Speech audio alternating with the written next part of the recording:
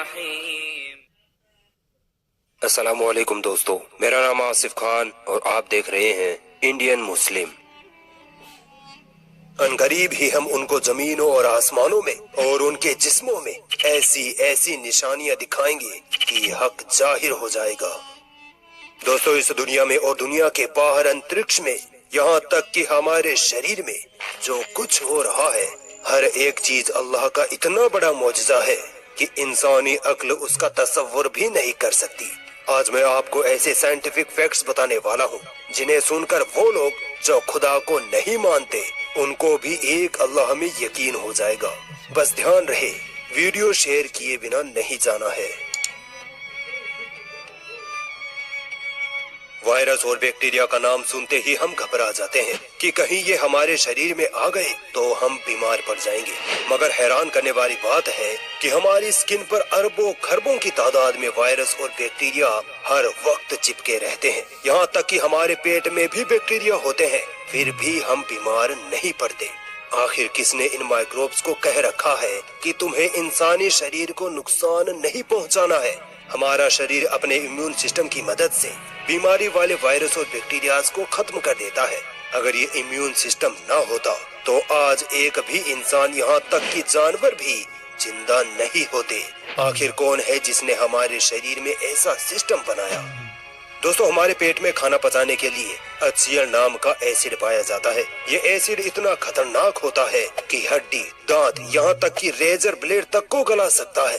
سوچیے، ہمارے پیٹ میں ہونے کے باوجود یہ ایسڈ ہمیں نقصان کیوں نہیں پہنچا پاتا؟ کون ہے جس نے ہمارے پیٹ میں اتنی خطرناک چیز کو رکھ کر بھی ہماری حفاظت کر رہا ہے؟ آپ اس بات پر غور کیوں نہیں کرتے کہ ہم روز کئی طرح کی چیزیں کھاتے ہیں؟ آخر ہمارا شریر یہ کیسے پتہ لگا لیتا ہے کہ کون سی چیز شریر کے لیے فائدہ مند ہے اور کون سی نقصان دہ؟ جب ہم کچھ کھاتے ہیں تو ہمارا شریر بھوجن کی ہر ایک چیز کو الگ الگ کر دیتا ہے۔ پروٹین الگ، کاربس الگ، فیٹ فائبر الگ اور اپسسٹ پدارتھ الگ۔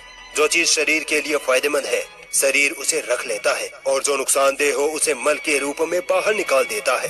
سوچو، اتنا کمپلیکیٹڈ، اتنا زبردست سسٹم کیا اپنے آپ بن گیا؟ کیا اس کا کنٹرول کرنے والا کوئی نہیں؟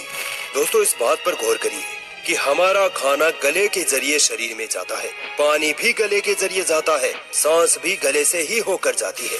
راستہ ایک ہونے کے باوجود کون یہ ڈیسائیڈ کرتا ہے کہ کھانا پیٹ میں جا کر پچے گا، پانی کڈنی میں جا کر فلٹر ہوگا اور سانس پھیپھڑوں میں جائے گی؟ سوچے، اگر ہمارے شریر میں ہڈیاں ہی نہ ہوتی تو ہمارا شریر جیلی کی طرح زمین پر بکھرا پڑا ہوتا۔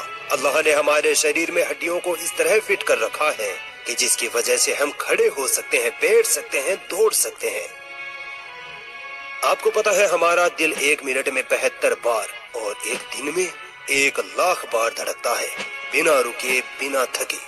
ایک ایوریج انسانی شریر میں 5 سے 7 لیٹر خون ہوتا ہے۔ ہمارا دل صرف 1 منٹ میں پورے شریر کا خون فلٹر کر دیتا ہے، جبکہ چونکا دینے والی بات تو یہ ہے کہ ہمارا دل ایک دن میں 7,000 لیٹر خون فلٹر کرتا ہے۔ آخر کون مینج کر رہا ہے اس سسٹم کو؟ دوستو، کوشکا کا نام تو آپ نے ضرور سنا ہوگا۔ ہمارے شریر میں تقریباً 37 ٹریلین کوشکائیں ہوتی ہیں۔ صرف 1 اسکوائر انچ میں ہی 2 کروڑ سے زیادہ کوشکائیں ہوتی ہیں۔ اندازہ لگا لیجئے کہ ایک کوشکا کتنی چھوٹی ہوگی۔ ہر کوشکا الگ الگ کام کرتی ہے، یہاں تک کہ ہر ایک کوشکا میں مائٹوکونڈریا، نیوکلیس، رائبوسوم وغیرہ کئی اور چیزیں بھی ہوتی ہیں جو بھی الگ الگ کام کر رہی ہوتی ہیں۔ ایک دن میں 5 کروڑ کوشکائیں مر جاتی ہیں اور اتنی ہی اسی وقت دوبارہ بن جاتی ہیں۔ اگر ایک بھی کوشکا بگڑ جائے تو ہمیں کینسر ہو جاتا ہے۔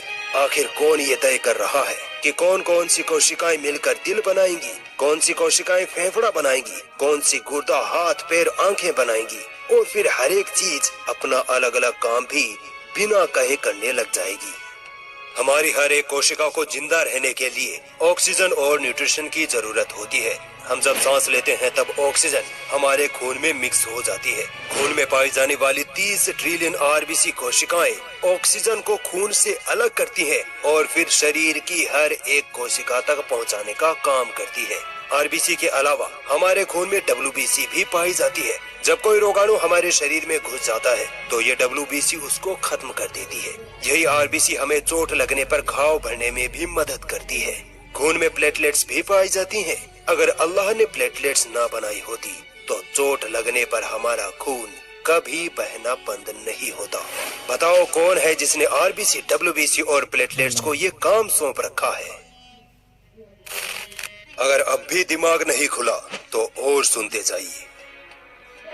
दोस्तों, क्या आपको पता है हमारे शरीर पर सबसे पतली स्किन हमारी आंखों की पलकों पर होती है। हम एक दिन में 28,000 बार पलकें झपकाते हैं। अगर इतनी बार किसी दूसरी जगह की स्किन को घिस दिया जाए तो वो स्किन फट जाएगी, मगर अल्लाह की कुदरत देखिए, हमारी पलकों को कोई नुकसान नहीं होता। हमारे मुंह में लार बनती है। अगर ये लार जरूरत से ज्यादा बन जाए तो हमारी जुबान फिसलने लगेगी और हम ढंग से बोल भी नहीं पाएंगे। और अगर यही लार जरूरत से कम बनने लगे तो हमारा मुंह अंदर से सूखकर फट जाएगा। अब बताओ कौन है जो हमारी लार की मात्रा को भी कंट्रोल किए हुए है? हमारे पूरे शरीर में इतनी सारी नसें पाई जाती हैं कि अगर सारी नसों को जोड़कर लंबा कर दिया जाए तो ये हमारी पृथ्वी के 4 चक्कर लगा सकती हैं।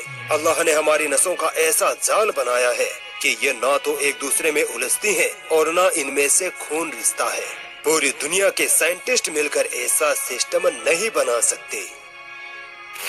अल्लाह की कुदरत देखिए, एक बीज जिसे जब जमीन में बोया जाता है तो उससे अरबों गुना बड़ा दरख्त निकल आता है। आखिर कौन ये तय करता है कि उस दरख्त के तने की लंबाई कितनी होगी, पत्तों का रंग कौन सा होगा, कौन से फल उस दरख्त पर लगेंगे, फूलों का रंग और डिजाइन कैसा होगा? कौन है जो अरबों खरबों फलों में तरतीब से बीजों को सेट कर देता है? यकीनन अल्लाह के अलावा और कोई नहीं। साइंस कहती है कि एक आदमी औरत के शरीर में तकरीबन 1 अरब स्पर्म्स दाखिल करता है, जिनमें से सिर्फ 1 या 2 ही औरत के अंडे तक पहुंच पाते हैं और फिर बच्चा बनता है। एक बार औरत का एग फर्टिलाइज हो जाए तो उसके बाद कितने भी स्पर्म्स दाखिल कर दिए जाएं, वो किसी काम के नहीं होंगे। आखिर कौन ये डिसाइड करता है कि अरबों स्पर्म्स में से सिर्फ 1 या 2 ही औरत के अंडे को फर्टिलाइज करेंगे? आखिर कौन है जो ये डिसाइड करता है कि माँ की छाती में दूध तभी बनेगा जब उससे बच्चा पैदा होगा? आखिर कौन है जो एक इंसान को बिना सांस के 9 महीनों तक माँ के पेट में जिंदा रखता है? यकीनन ये सब हम सब का रब अल्लाह ही करता है। तो बताओ तुम अपने रब की किन किन निशानियों को झुठलाओगे? अगर आप ये वीडियो एक बार फिर से देख लेंगे तो यकीन मानिए या तो आप सजदे में गिर जाएंगे या आपके आंसू निकल आएंगे।